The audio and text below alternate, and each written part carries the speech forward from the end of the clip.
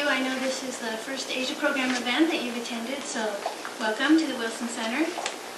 We have a very good, very knowledgeable panel here today, and I know we're eager to hear what they have to say, so I won't take up too much of your time.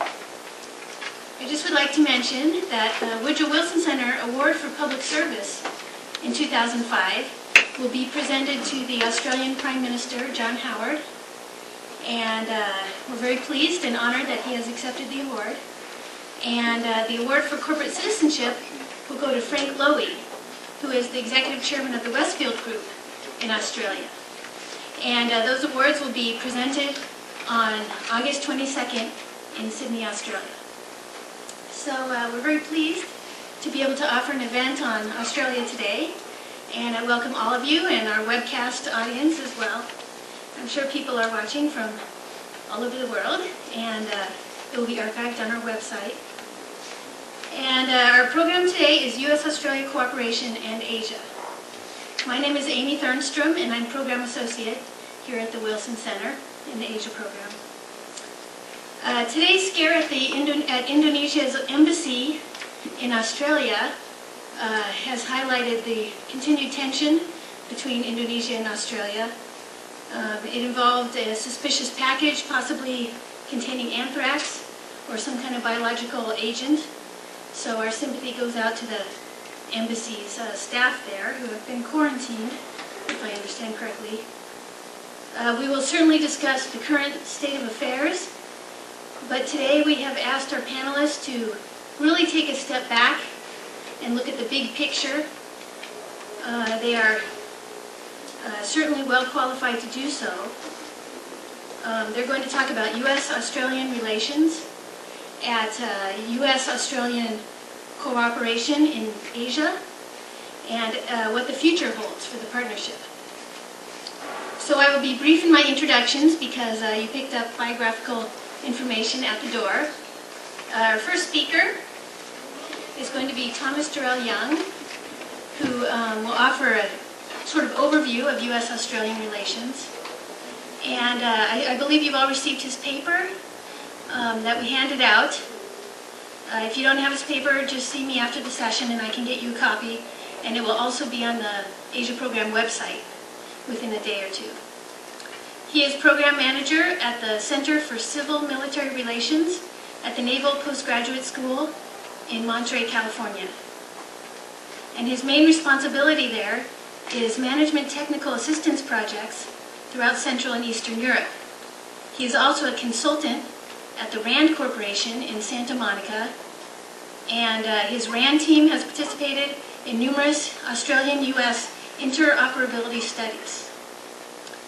He has authored or co-authored 5 books and monographs and over 90 articles and book reviews on Australian-U.S. relations, on NATO, and many other topics. So, Tom, I turn it over to you. Thank you very much, Amy. It's a rare pleasure to return to the subject dear to my heart, Australia. I was in Kyiv, Ukraine last week, and I'm in Moldova next week, so it's nice to be able to go back to something about which I know something, which is rather rare for me. I should mention a little bit about the RAND connection. That's my night job, and what happened between 2002 and 2004, we were asked by Pacific Command to assist them in the development of some interoperability studies. This was a result of some fears that interoperability was not as good as it should be, coming from experiences in both Afghanistan and Iraq. And then we concluded on one that dealt with kind of the question of combined training. So, despite the fact this was chapter 6 of my dissertation, it was interesting to see that after, I am a lot older than I look, actually after 20 years almost, that the issues hadn't changed. And so what I'm going to do, I'm going to kind of blend some of the work I did a number of years ago, which I think is still quite salient, and balance that off with some of the experiences, unclassified experiences, so to speak, we got out of the research we did at RAND for Pacific Command. Regrettably, those reports are not classified. I've also written a paper for distribution. It's much more comprehensive than what I'm going to be saying here. feel free to use it and abuse it as you like. Let me just point out that both the paper and the presentation are my own personal views. They're not reflective of the views of anyone, let alone RAND or the Department of Defense. The point of the paper, in essence, is really, in my presentation, is to give a full understanding, as best as I know it, of what I would call contemporary Australian strategic culture. I'm not going to dwell on it too much because we have Mike Evans here, who just wrote a very good monograph on the subject, published by his center. I strongly recommend it to you. But to my mind, to understand the Australian-U.S. defense relationship, you better have a pretty good understanding of Australian strategic culture. And because once you have this kind of understanding and sensitivity, you can then see, where there is such what I would categorize as rather large disconnects between Australian objectives and the way that they go about trying to achieve them, particularly apropos of the relationship with the United States. And I also want to talk a little bit about, when I go into that towards the end of my paper, about how Australian strategic culture has bedeviled the relationship over the years. But let me make the case first. I feel like I'm rather obliged to do this. Make the case first that Australia is indeed an important U.S. Asian ally, or at least in the Asian region. I think that's important given the fact this is a center dedicated to Asian studies. Basis on 2 points. Number one, it's often forgotten that the ADF, the Australian Defence Force, is one of the few regional defense forces that actually can and does deploy to conflicts. Very few of them actually do that, but they certainly have for many, many years. And then the relationship has always been close, and I'll go into details, and I think particularly since 9/11 and the Bali bombing, it's made the relationship even more intimate. So I think it's very important to start off with this basis, or this assumption, before we go on with the rest. And I'm happy to discuss that with you later. So what is, shall I say, the general nature of the bilateral defense relationship? Because it's not very well documented, it's not very well understood, and it's, to my mind, it's taken for granted a lot, in both countries for that matter. As you start looking into it, you find out that it's much more intimate than you might have otherwise suspected. And this is despite the fact, despite constant U.S. efforts since 1951 and indeed 1947, we've got some interesting declassified documents to talk about that. America has been very, very reticent to go all the way with the Australians in terms of what the Australians expected. And Australian goals since 1942 have actually been quite consistent. And that is, and I boil them down to 2 things. They want access to high-level U.S. officials whenever they want to go see them. And they want access to U.S. war plans. This is essentially what the Australians had with the Brits in their historical relationship, and they tended to think, well, we should have the same thing with Washington. Now, how did Australia gain these difficult goals? Well, as a matter of fact, it took them about 20 years to do so, but they finally did by about 1974 when they parlayed the existence of what we call joint facilities, U.S.-Australian facilities in Australia, into, shall we say, an ongoing dialogue on strategic issues with the United States. Chapter 3 of my dissertation. Alas, out of print, otherwise I would recommend you buy it at full price. And then the second thing, the question of global war plans, chapter 3. Let's just say, I don't want to go into great details about this, but it's pretty clear to me if you look at the data that the Australians have pretty well satiated themselves in what they think they need to know. And just as an observation, I think as the U.S. moves towards greater what we are now calling adaptive war planning, this relationship could become even more intimate. We'll have to wait and see. What is the characteristic of the defense relationship? Well, I think fundamentally to understand it, you have to understand that it's decentralized.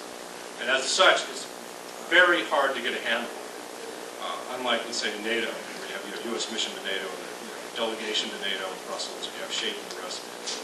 The institutionalization and relationship is quite diffuse, and it's really dominated at the lower levels, particularly at the service levels as opposed to at DoD level, although it certainly is there. In fact, it's so diffuse, we just use an illustrative example. In 1985, when the U.S. government cut the New Zealanders out of defense relationships, as a result of their decision on nuclear power, potentially nuclear armed vessels, it took DoD 6 months to figure out what it is we were doing with the New Zealanders. And that was a defense force at the time of less than 12,000 people. So it is very I would even call it disorganized to some extent. And kind of an interesting nuance is that what surprised me looking at it is that when you actually get down to the nitty-gritty, the basics of what's really going on in the defense relationship, it's not unusual to have a Brit-Canadian and indeed a New Zealander in the room, working the same issues. So to some extent, it's much more global than it really is regional, or I should say, in addition to being regional. And we won't even go there in terms of discussions of the intelligence relationship. Plenty of things written on that. I just recommend that to you. As a result of this relationship, the character of the defense relationship, to my mind, it has allowed Australia very effectively to play the U.S. system well. They're small, they're consistent, they know what they want, and they just wait for the right opportunity. Now, underlying Australian security themes, let's do that before we talk about strategic culture. You would tend to think that, given this relationship, the Australians have wanted so badly, you would tend to think that people in Oz and Canberra would be very, very happy and satiated. But they're not. And to understand this, you have to have an understanding of, what has created this rather unique strategic culture. I would argue, looking at, Jeff Blaney's great book, Tyranny of Distance, I think it comes out pretty well. You have to understand the influence of isolation in the Australian psyche, where you've been isolated from your cultural homeland, essentially on the other side of the world. And the strong fear, what I like to say, the strong fear of abandonment. You have a sparsely populated, hugely vulnerable north, and next to, relatively speaking, a culturally foreign Asia. And you don't need a threat to feel insecure. And this is a long time trend and theme in Australian threat perceptions. You can go back to the 1870s when there was a scare of the Russian Imperial Navy in the Pacific, swooping down, doing cruiser raids on the principal cities. And as a result of that, you can go to Sydney and Wellington and Melbourne, you can see these sort of huge coastal artillery fortifications built. Well, the point was, there was one clapped-out cruiser in Vladivostok, which was hardly seaworthy. So, to keep that in mind, it gives you a pretty good idea of where we're coming from, where the Australians are coming from. And then the nightmare, the ultimate nightmare, was the fall of the base of Singapore in 1942. To the Australians' credit, they never trusted it, but there it was, it happened. And what we see, since that period is this great Australian fixation with collective defense, which makes perfectly good sense. And indeed, in the post-war era, you saw Australian contributions, military contributions in Malaya, during confrontation with Indonesia, and of course in Vietnam. But in the 1960s, what I call the Great Betrayal started. This is where the sense of abandonment really becomes rather pronounced. 1968, the Brits, say we're going to withdraw east of Suez. In 1969, approximately, you have the U.S. government essentially basically saying, we're going to pull out of Vietnam without winning the war. And then, the one act which I find extremely humorous is the Guam Doctrine. Now, I think I see a few people here who may be a little bit older than me, but I doubt it. How many of you gentlemen and ladies here have ever heard of the Guam Doctrine? How many of you really know what it is? Does it help when I say that it's also known as the Nixon Doctrine? Okay. Do you think you're going to find this in any strategic planning documents, any national policy documents this government publishes today? No. You can't even find it. I mean, outside of this room, I doubt that anybody would understand it or know it. But if you look at Australian contemporary strategic culture, this is a talisman. I mean, this is without a doubt codicil, a very clear codicil to the ANZUS Security Treaty, which is we're really not going to come and save you when things go bad, which I think is of course nonsense. But this Antipodean assertion, so to speak, remains very popular in Australia, and you've seen it as late as the 2000 Defense White Paper. There it is, because of the the Guam Doctrine. We have to be careful with the United States in the relationship. So, what has been the response from Australia apropos of this? Well, it's been twofold. Number one is we need to be self-reliant. And this is manifested in terms of what we've called the Defense of Australia Doctrine, because after all, if you're self-reliant, you can never be abandoned, right? And it's not a bad objective. The problem is, of course, is that it's bloody daft. I mean, if you look at Australia, 2 million people, you're living in a continent, the most highly urbanized continent in Europe, population largely centered in the southeast, and an ADF which, despite being extremely capable, is still only 50,000. So, what I would call, the great weakness in DOA from my perspective, and using Mike's definition or characterization, is that it's based upon geographic determinism. And as a defense planner, I have to say, I think it's extremely lazy, because what the advocates of this doctrine or strategy have come up with is, we can't defend everything. We need to be very careful about any sort of expeditionary operation, so we will just limit the geographic area of responsibility of the ADF. Telling me this with a straight face, the same day the Australians are deploying forces to Somalia, for example. Complete dissonance from my mind. And this has really taken hold in I would say, the DoD, particularly the civilian DoD officials, but it's also pretty well pronounced in the Australian Defence Force. The service that has been most strongly affected by this would be the Australian Army, and real bill payer in many, many ways in terms of having to develop structure that's not really well suited to, shall we say, expeditionary operations, which is one of the reasons why we did the RAND studies. We were asked to do the RAND studies, and to the point that Peter Lay, who's current chief of Army, his boss's boss's boss, has described this as the Army has become the strategic goalkeeper. That's all we're going to do. In terms of that's what DOA would like us to do. We're just a strategic goalkeeper. The RAN and the RAF are going to go out there in the sea or gap and kill anybody who's going to invade us. And the result of this is that DOA has impeded, to a large extent, interoperability with the United States. And again, at the same time, when the ADF has been almost continuously deployed abroad for a number of peace support operations and the rest. I find it intellectually lazy, but there you have it. And what really is rather unreal about DOA is that it has survived, despite changes in government. Conservative and liberal, or should we say, liberal being conservative, Labour and liberal alike. And you have a tradition in Australia of having sent forces abroad, to the ends of the earth since even before Confederation.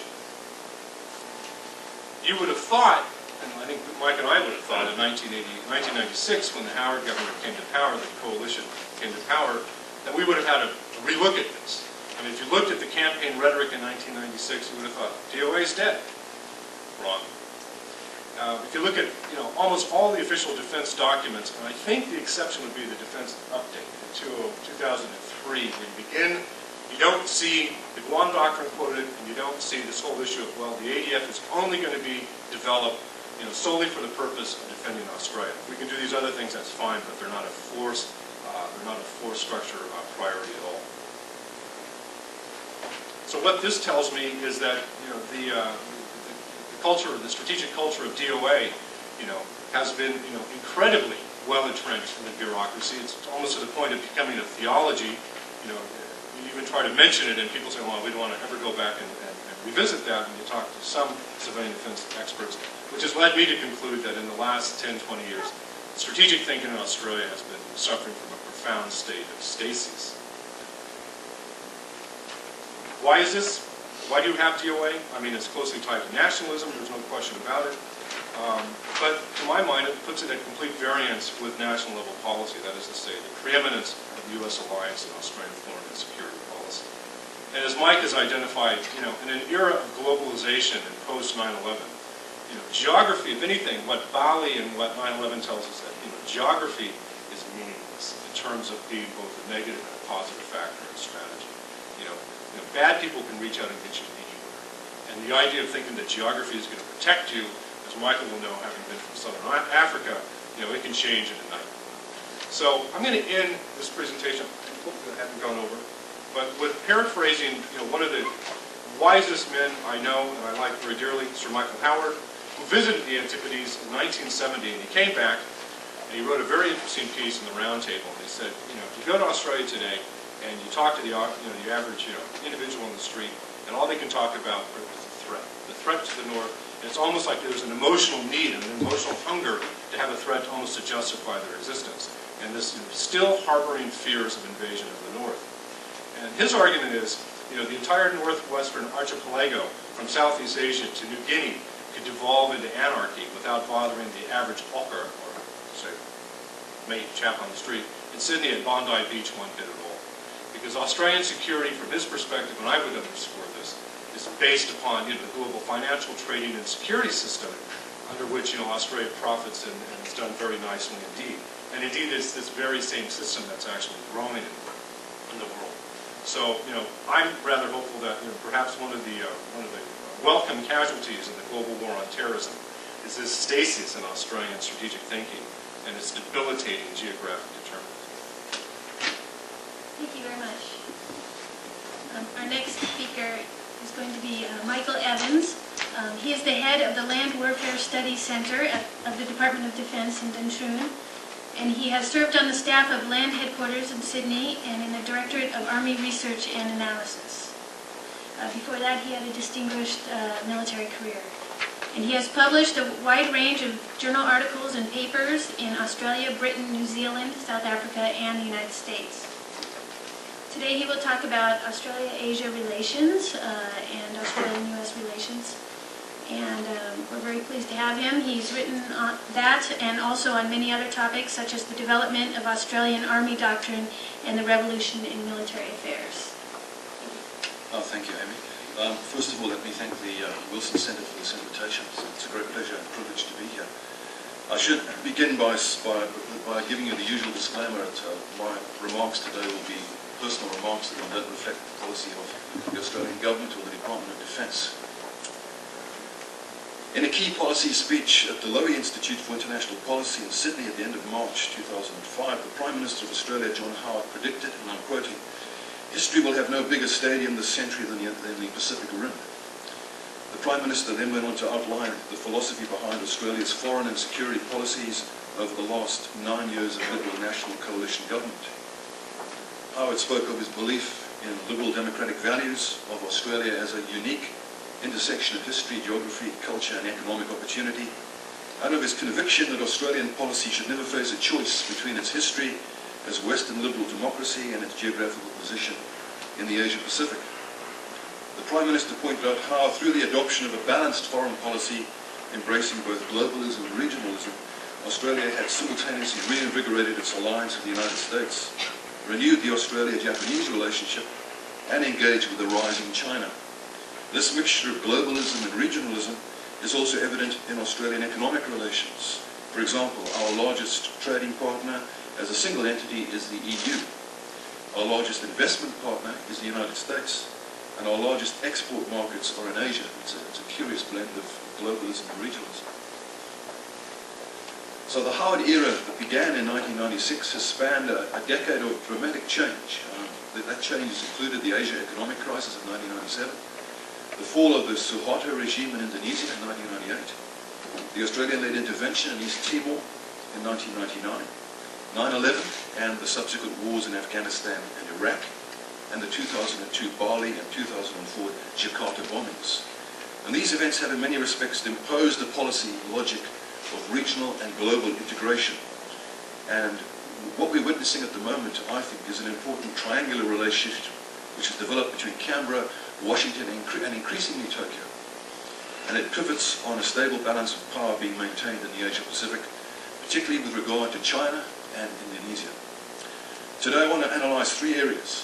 First, I want to very briefly look at the philosophy behind Australia's policies of global and regional integration and its development of a triangular or complementary diplomacy. Second and third, I want to snapshot, and that's all I've got time for, is the core elements of Australia's relations with the US, Japan, China, and very briefly Indonesia. Let me move to the philosophy behind global regional integration.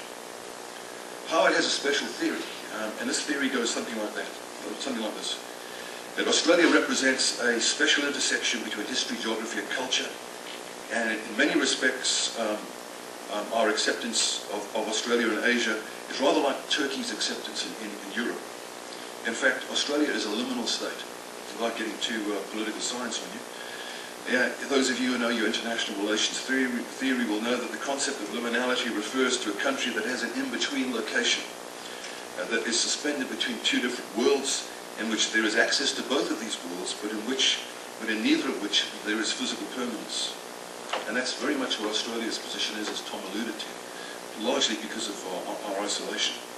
So like Turkey, which is the North Atlantic Treaties Organization's Muslim majority state, Australia is in fact Asia's European majority state. And both Turkey and Australia are shaped by the politics of liminal status. We are both the odd man in and the odd man out in our immediate geographical regions. Australia's natural geostrategic environments are regional, Southeast Asia and the South Pacific. But for reasons of politics and cultural heritage, our major strategic allies since 1901 have been the UK or the US, both of which have been or are global powers. Now, since we can't change our history, and we certainly can't change our geographical status, we have no choice but to manage this intersection of history and geography through statecraft. Unlike other members of the British Empire, or former members of the British Empire, such as Canada and North America, or South Africa and Sub-Saharan Africa, we are in Australia very unlikely to be able to join a stronger political or regional economic union in the future.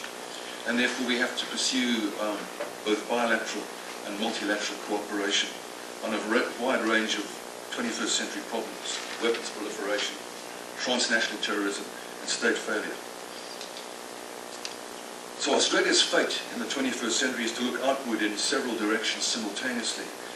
And because our interests and identity cannot be enclosed within a consistent set of boundaries, we have to have a very nimble foreign policy.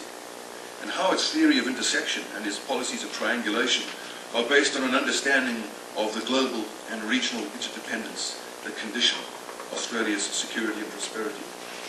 If I might quote from his Lowy speech in March, the Prime Minister has said that his aim is to create a balanced realignment of Australia's global and regional engagement. Let me just quickly snapshot my take on the US-Australian alliance. Really, I would argue that Australia's international policy of global and regional integration pivots around the triangular relationship we have between Australia and the US, between Australia and the Asia-Pacific, and between the US and the Asia-Pacific. These are the three poles that have to be balanced. And the first, the most important point to grasp about the ANZUS alliance, of course, is that it's based on common democratic values and liberal ideals.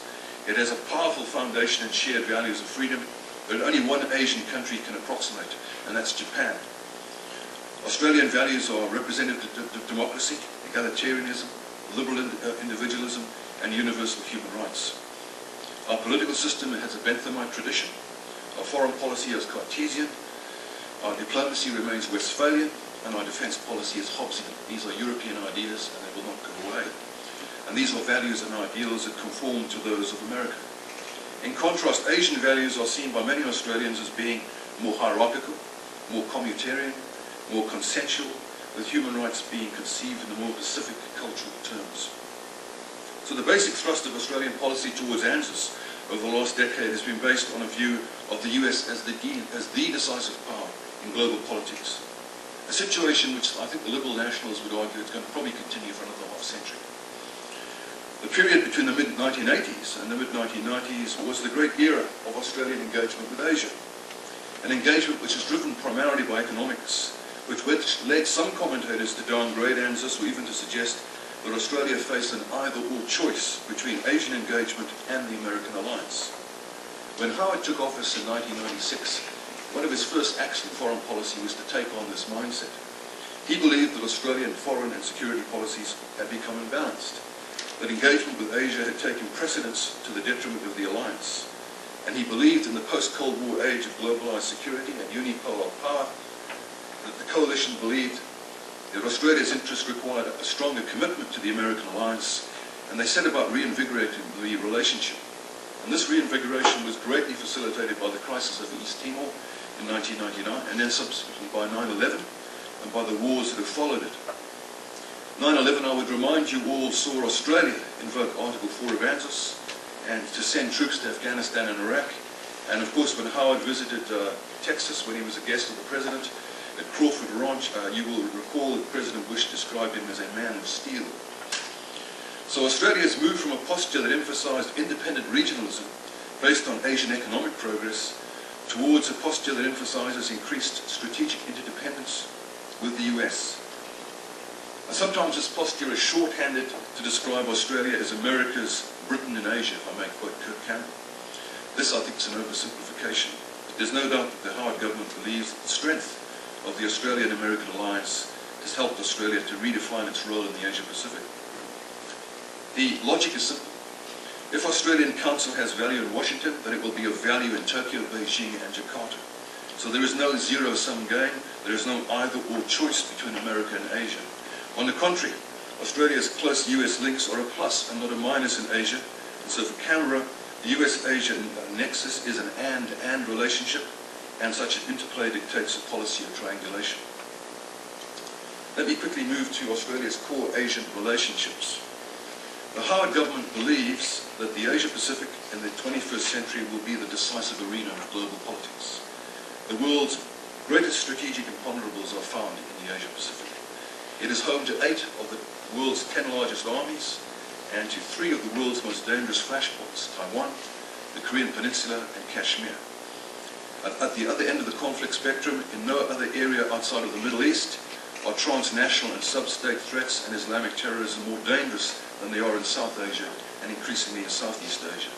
So the coalition's policy approach has been to view Asia not as a homogeneous unit, but to see it as being composed of interlocking sub-regions of Northeast Asia, Southeast Asia, and South Asia. And the particularity of these regions is more important than the generality of Asia as a whole. Australia views Japan and China as being the 2 great hinge powers of Northeast Asia, and preserving a balance between these 2 giants is vital to our interests. The importance to Japan, of Japan to Australia can be gauged by the fact that the Howard government, John Howard, has visited Tokyo no less than 6 times in his prime ministership. Australia, the US and Japan, the 3 great Pacific democracies, form a trilateral security dialogue, the TSD, and as Howard put it in March, and I'm quoting directly from his speech, Australia has no greater friend in Asia than Japan, our largest export market for almost 40 years and a strategic partner for regional peace and prosperity.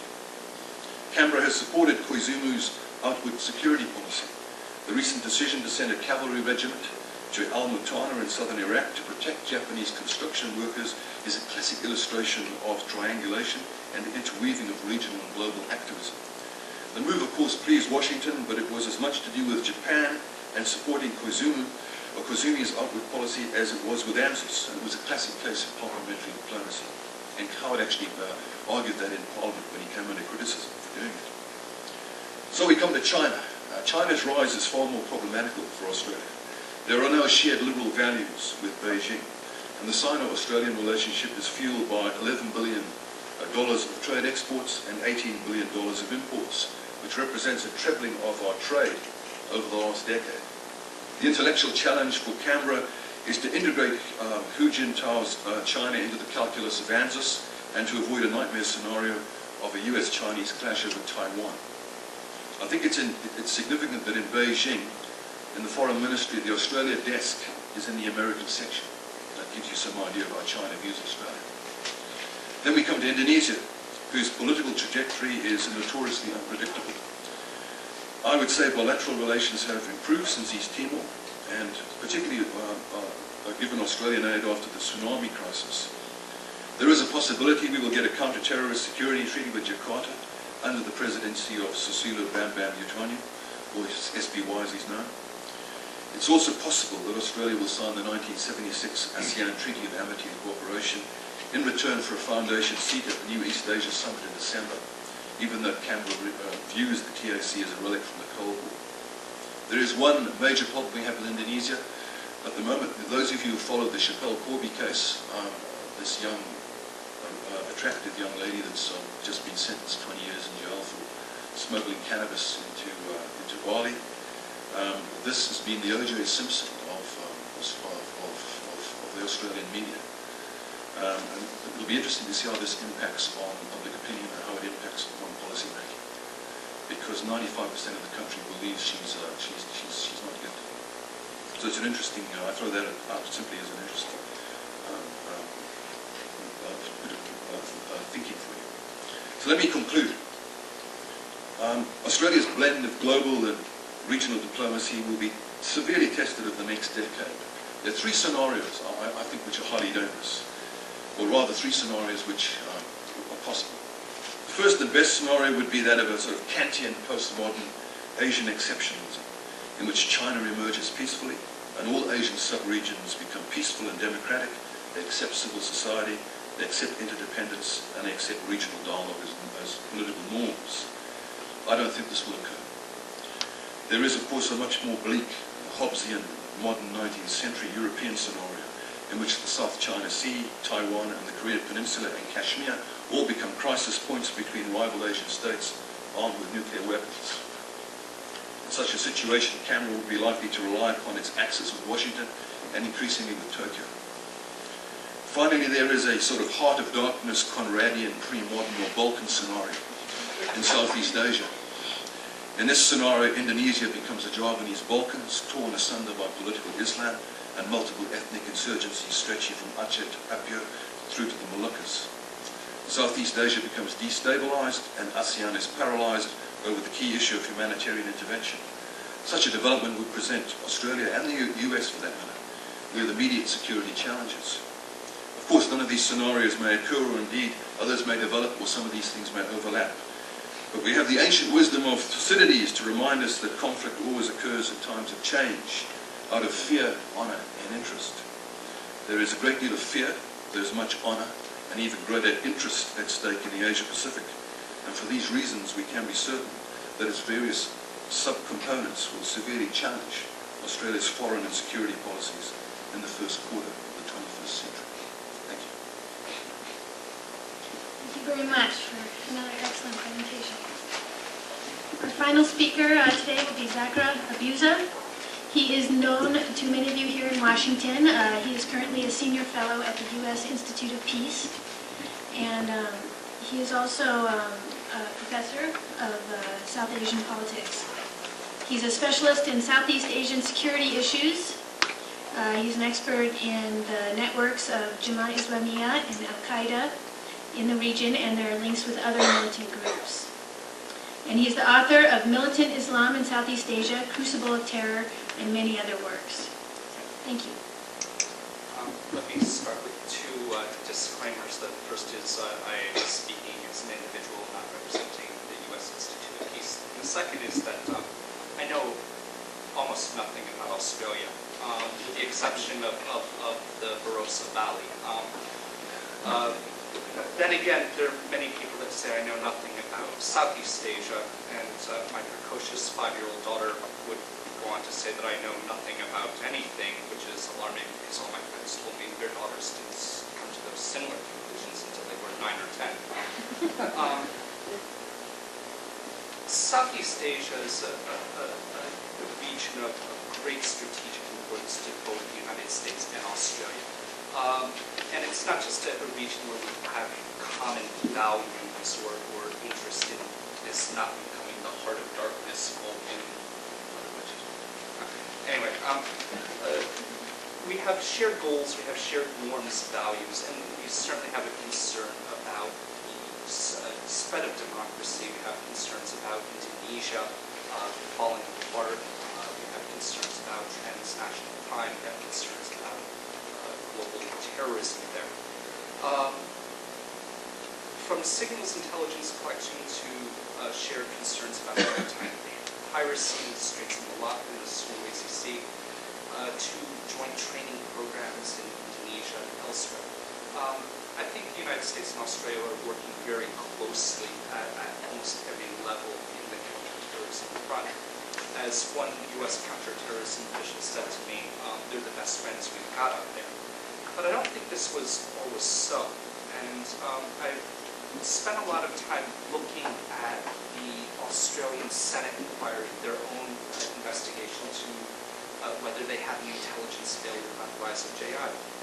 And you could really see that there were Australian analysts who were really pushed, kicking and screaming for quite some time after the September 11th attacks to come to some of the conclusions that the Americans and Singaporeans and other governments had about JI in the region.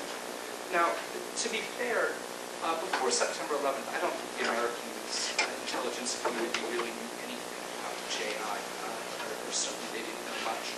Most of their understanding came from the assumption that once they invaded Afghanistan, people would scatter, and they based their assumption that one of the places they would scatter is into Southeast Asia, and in particular Indonesia. The Australians certainly were no better at this. They were looking at groups like the Legitimate Council of Indonesia and Bashir, but they certainly were unable to conclude that these people had made the transition. If I could quote Dennis Richardson, the Secretary General of ASIO, and his written testimony to the Australian Senate, he said the intelligence failure of Bali was the failure to identify the transition of Jemaah Islamiyah into a terrorist organization sometime after 1996. It was not on our radar screen as a terrorist organization before December 2001. And we can talk a lot about why this was so, what caused the failure. But it's very clear that there was a lot of pressure and also unhappiness on the part of some of the American intelligence officials with the analysis that their Australian counterparts were doing. In the traditional intelligence division of labor, Australians who have such a comparative advantage in Indonesian Bahasa linguists and analysts, they were doing a lot of the translation and analysis. And there was not a lot of happiness with the analysis that they were getting from Canberra. And I've heard all sorts of stories about how this played out. There was a lot of concern with regards to Malaysia, for example, by the Australians, that there was no JI threat there, that this was simply Mahathir using the opportunity to go after members of the Islamic Party PAS, punishing them for their 1999 electoral surge. You could see in the open source documents released by the Australian Senate Party that the ASIO and ONA and the DIO were slowly changing their assessments from early 2002 based on intelligence shared to them by the Singaporeans, the Americans, and others. It was not until June 2002 that a report from the ONA concluded that Al-Qaeda has a long-standing presence in Indonesia, that Al-Qaeda has been fostering a relationship with Jemaah Islamiyah. It was by the time of the September 2002 arrest of Omar al-Farouk, who at the time was the highest-ranking Al-Qaeda official in Southeast Asia, it was about that time that the Australians were firmly on board. And then, of course, you had the October bombing at Bali, in which roughly 100 Australians were killed. Now, I don't have time to get into why the Australians got it wrong, but certainly the Americans got it wrong too. Maybe I'm holding the Australians to a higher standard because this, especially Indonesia, they know so well. But maybe that's it. And maybe some of their analysts were a little too close to the cars to see some of the trees, or too close to the trees to see the cars. We have to remember that Australian analysts also missed the fall of Suharto and the independence of East Timor. So there were some problems there. I try to keep my criticism of all the intelligence community in both countries fairly candid. I think the Americans really missed this as well. But the Australians also had a healthy skepticism of this, and that certainly was deserved. But since then, I think it's clear that the Australians are not just the deputy sheriffs in the region. I would say they are the actual sheriffs in the region, especially with regard to Indonesia. Now, this makes sense in the sense that Australia's security is inextricably linked to Indonesia. We've heard that from the two previous speakers who make it very clear that they're very concerned about their northern border country of 20 million people against a country of 220 million. This is the threat of an Islamist terrorism certainly is one of Australia's greatest security risks, and it's something that the Americans are concerned about too, but it's very pressing for the Australians. Now, I think the Australian intelligence and police have significantly enhanced their understanding of JI and the organization, its modus operandi, recruitment, targeting, etc. More importantly, the Australians play a very important role on the ground in Southeast Asia. For example, following the Bali blast, within days, the Australians and the Indonesian governments signed a memorandum of understanding on counterterrorism, which provided the Australian federal police to have a role in the investigation of the Bali bombing. In fact, they played a very prominent role in this, providing not just signals intelligence and backup, but this has been continued. And after every major terrorist attack in Indonesia, you will see Australian federal police in there, not just when their embassy was attacked. You saw this with the Marriott bombing. There's a very close working relationship between the Indonesian national police and the Australian federal police. You now have a fairly sizable contingent permanently based in Jakarta of Australian federal police. They've absolutely instrumental roles in the arrest. There's more than 100 JI members in Indonesia. Australia has provided signals intelligence, forensic training, and it's provided some, I believe, Australia $38 million to develop a counterterrorism training center in Semarang. This will be expanded, I am told, to turn it into a larger regional training center. But I cannot tell you what this, and the Americans certainly have made very important contributions to the Indonesian national police as well, simply because of congressional limitations on what we can give to the Indonesian military. But the Indonesian police has improved so dramatically since 1999 when it was roped off from the Indonesian military. It was really the four-step system. I mean, starving the four-step system. And it's done a remarkable job in the investigations. Now, I think the Australians would like to build on the October 2002 agreement and create a broader ranging pact with the Indonesians that would perhaps also include maritime interdiction, human trafficking, and as well as what the Australian analyst Hugh White calls a sense of shared strategic interests. The Australians have another advantage in the region, and that is they're seen as a much more benign presence in the region than the Americans. They're rarely seen as having the ulterior neo-imperial motives of the Americans. But then again, the more they're involved with those ventures, such as their role in Iraq, the more that this will erode that position. But I'm going back to some of the work that I did in the human rights field, just watching the Americans and Australians play good cop, bad cop with some of the regimes in the region.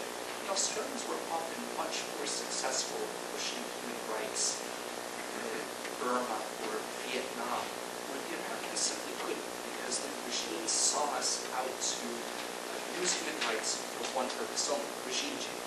The Australians, they more or less gave the benefit of the doubt that they were more committed to building up the capabilities of the law enforcement or the legal side. And I think you can see a very similar or a parallel the security realm. But this is changing as the Australians are becoming more linked to U.S. foreign policy, or certainly the role of Iraq. The chairman of the Mohammedia told the Australian Broadcast Corporation a while ago that, if we talk about terrorism, there are three kinds of terrorism: individual, group, and state terrorism. So to end terrorism and state terrorism, Australia supporting U.S. imperialistic foreign policy, that is state terrorism. So there's still a mistrust of Australia on the ground in Indonesia, even up to the elite levels. Now, Australia also has other reasons to have some concern about this. It has been mentioned twice in Al-Qaeda statements by name, and in his November 2001 statement did not mention the Crusader Australian forces because of their role in East Timor. You have to understand that the defense of Muslim lands is the bottom line. It is the common denominator of all the jihadists around the world. And this has put Australia clearly on not just Al-Qaeda's radar screen, but also JI's. at the time of the Bali blast, some of the Bali bombers seemed surprised that Australians were the primary victims. They saw large bules, white guys, they basically assumed they were Americans. It was afterwards that they kind of went back and said, oh, well, of course, it's okay that they're Australians because they were involved in breaking up, dismembering a Muslim country. But very clearly now, Australia is a target in its own right. And I think we just have to look to the bombing of the Australian embassy in Jakarta last September for no further evidence. But even before that, Bali was telling his interrogators that Australia was on their borders. Now, I think Australia is also a very key player in the war on terror in Southeast Asia for another reason.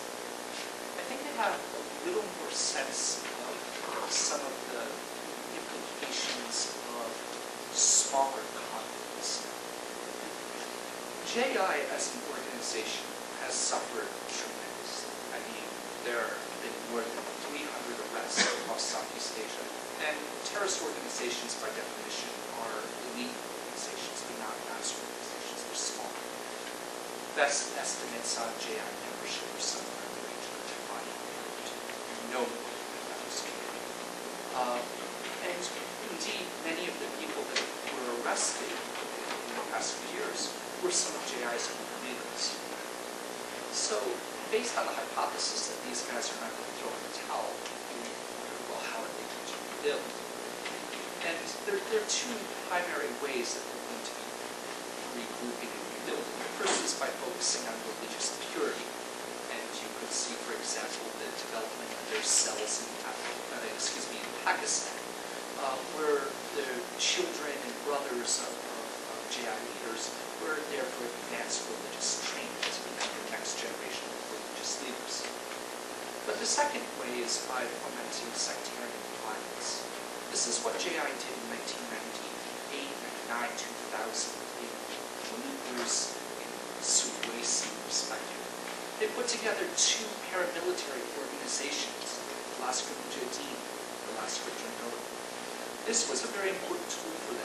It helped indoctrinate young members. It gave them this taste of defending religion. It reinforced that Nietzschean worldview. I've been very concerned, if you follow Indonesian issues, you've noticed that in the past year, there's been an alarming uptick in sectarian violence or attempts to end the conflict, the ceasefire that was brokered, known as the Mino Accords in 2002.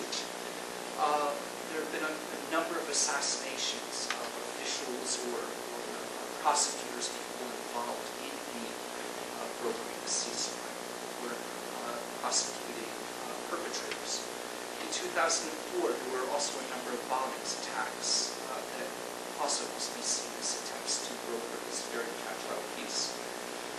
All of a sudden, beginning in March 2005, Indonesian police led raids on both the Maluku and Poso, where they recovered more than 200 IEDs.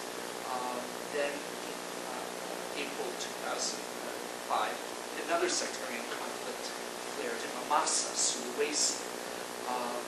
6 people were killed. After one of the perpetrators was arrested, there were more bombings in Poso.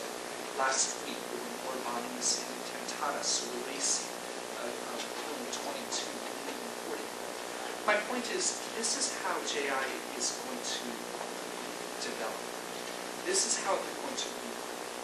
And you can see the pressure they're doing in Mindanao as well, trying to broaden this greater sectarian conflict. I don't think that the American policymakers necessarily get this and are going to be attuned to low-level sectarian violence and implications of it in remote corners of an archipelago. They're very concerned about maritime terrorism in the Straits of Malacca, but sectarian conflict in remote regions is less important. And I think Australians now have a very good understanding of how these insurgencies, how the sectarian conflict leads militant Islam, and will be there for the long haul. The Australians finally let me conclude by saying we'll continue to put pressure on the nations in much the same way that the Americans do regarding their judicial system, and especially in high-profile cases such as the trial of Bashir. I also find it interesting that as the Australians certainly should feel outraged by this, that while, as we heard, that this Kurdi was sentenced to 20 years for allegedly smuggling in cannabis into Bali, Abuza, one of the leaders of JI, one of the founders of their paramilitary organizations, man responsible for the death of several thousand people, got a 5-month sentence and is now free. The Australians, I believe, will be in a better position to continue practicing the Indonesian government to keep people like that under closer attacks. Thank you very much. Very sobering presentation. So now we'd like to open it up to the floor for questions, unless one of the panelists has any final comment. Okay, yes? Has a question, yes. We have here, helping with our microphones, we have Maruk Mahmood, an intern of the Asia program. Can I talk to this? Yes. That's probably Please, go not. ahead.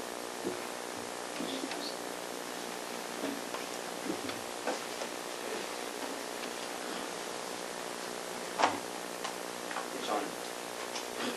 Can you hear me? Yes. Okay. Hi, good afternoon. My name is Andrew Munoz. I'm an independent analyst. I just have a quick question for Mr. Young and Mr. Evans.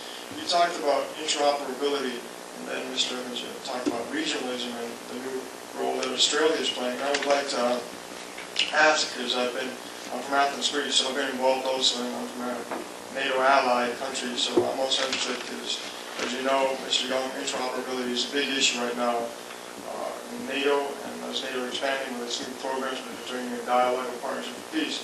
What I'd like to ask is, there has been talk in the past about SEATO, Southeast Asian Treaty Organization. I'd like to know your views, and Mr. Evans, also since Australia has been also dubbed by Mr. Abuza as the sheriff in Southeast Asia. What is done about SEATO, and also right now would be a good time to war against terrorism for the Southeast Asian countries, and also Australia taking a leading role about interoperability, cooperating together, and facing this new threat collectively. Thank you.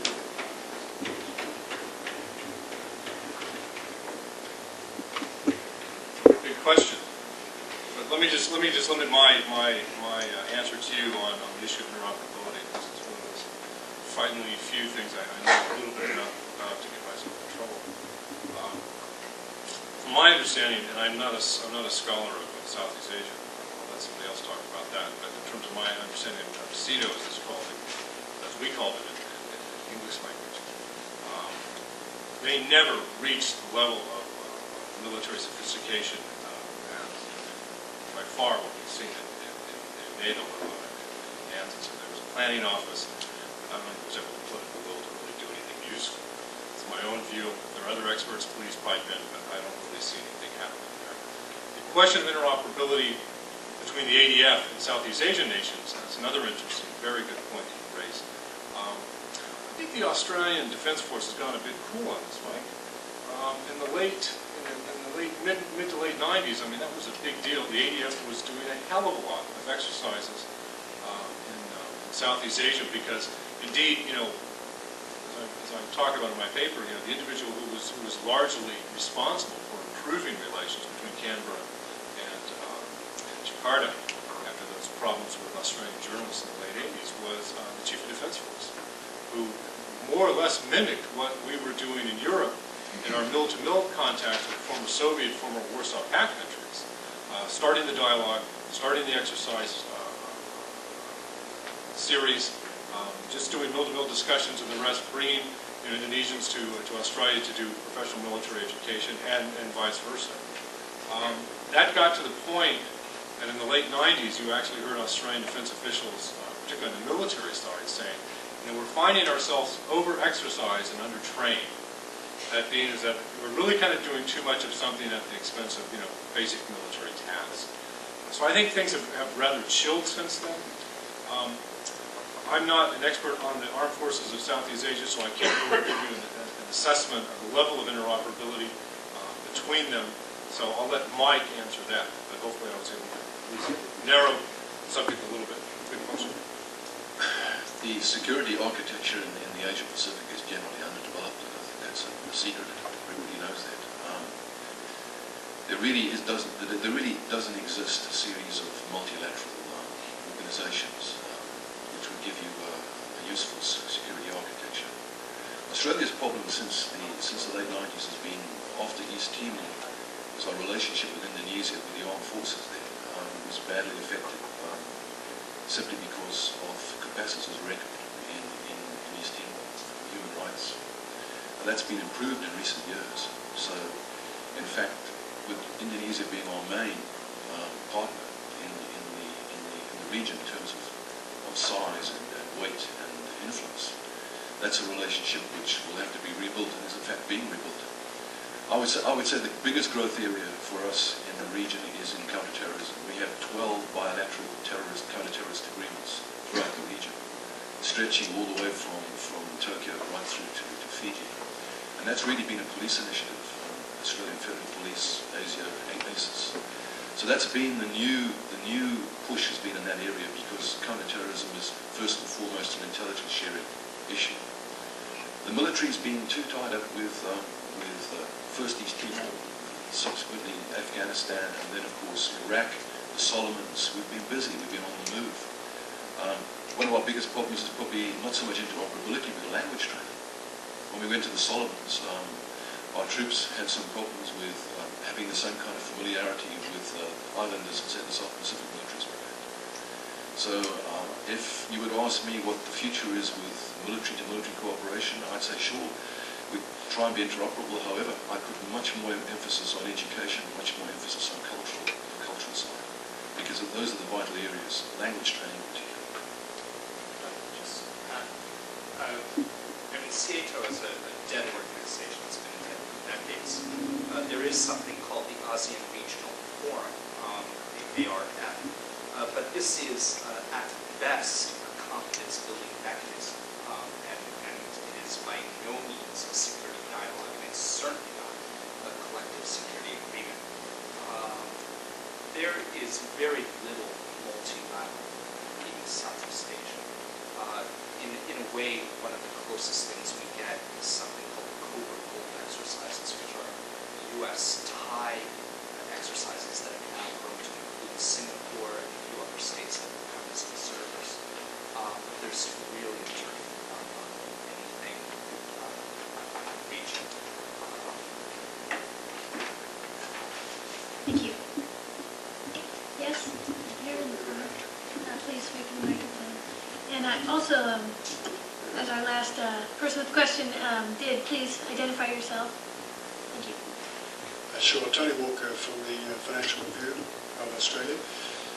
Both of your papers and your presentations, I think, made it clear that you felt that the Howard approach, the Howard doctrine of moving Australia much closer to the United States since 1996 was the right thing to do. It was a recognition of realities in the Asian region.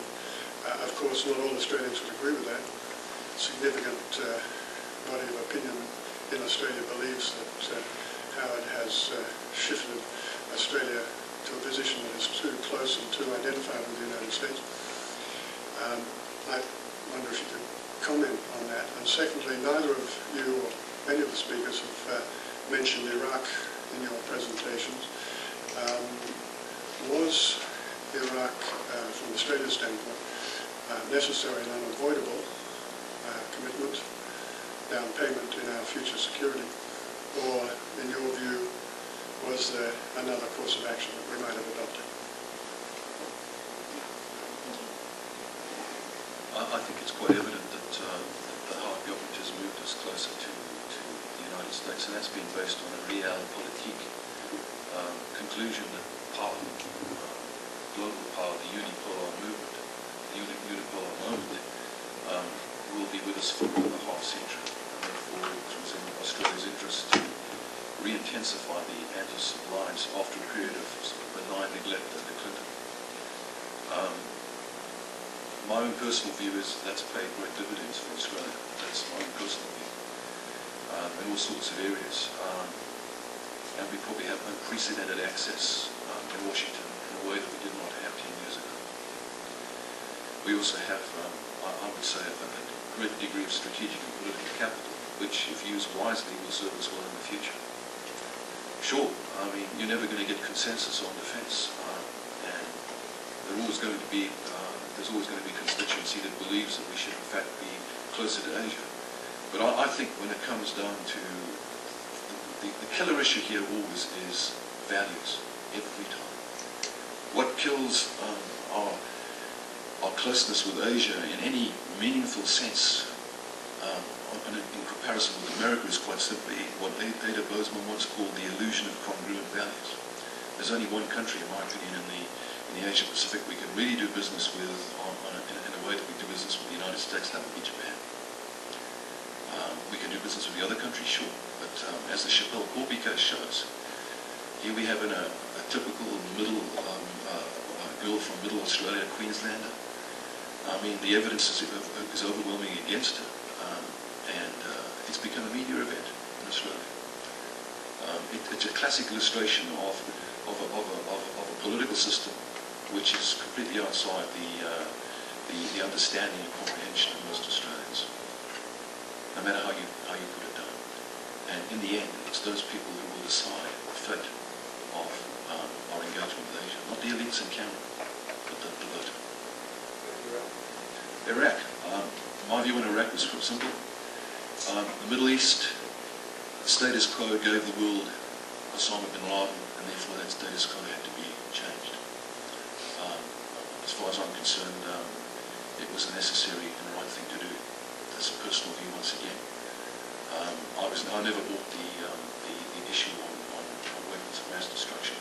My first thought when I watched the Twin Towers coming down on the 11th of September was, that's the end of Saddam Hussein. That was my first gut reaction. The simple reason, if a region like that could produce an Osama bin Laden without being reformed, and you can't leave it as a cesspit to fester and produce more of them, you have to change it. How do you change it?